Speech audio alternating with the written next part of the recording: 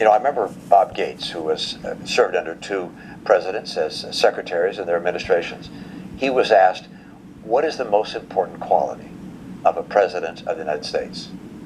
And he said, the most important quality is to recognize that you're not always the smartest person in the room. I have made my career by hiring people smarter than me, more capable than me, and learning how to listen to them, listen to people of different points of view, analyze it, synthesize it, and then choosing what I believe is the right course. I don't think Barack Obama was inclined to listen to other people, listen to himself. He listened to himself. I want to talk about January 6th, and I did bring along just a little audio-visual aid here, but you remember this moment in the hallway where you're walking away, and there's Officer Goodman that tells you to run the other way. Yeah, yeah. What was that day like? That was an awful day. It's not so much because I was fearful for my life. That was not what made it such a terrible and horrific day in my life.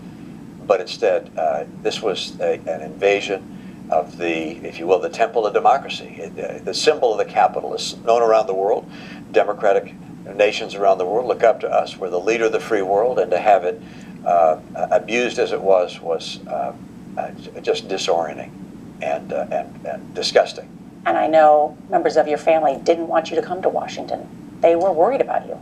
Yeah, Anne was concerned and felt that I should not go back because Donald Trump was saying, hey, come to Washington.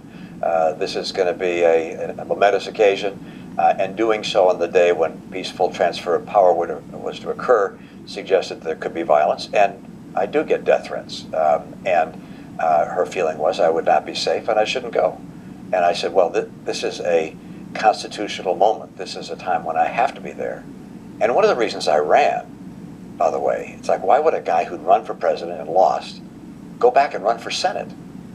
And one of the major reasons was I believed there was some risk that we would face a constitutional crisis, or that there would be a great need for people of stability and sobriety in the Senate. And we needed more like that, not fewer. I categorized myself in that group and thought I might be needed. And that was one of the reasons I ran for Senate. So, of course, I was going to be there at a time when such a circumstance might require a person of character. Did you have any idea it'd be tested? I had no idea that it would be tested in the way it was. It was unimaginable to me that we would not have had sufficient forces to repel a crowd storming the Capitol. And I'm sure there'll be effort to understand how our failure was so severe. The subtitle of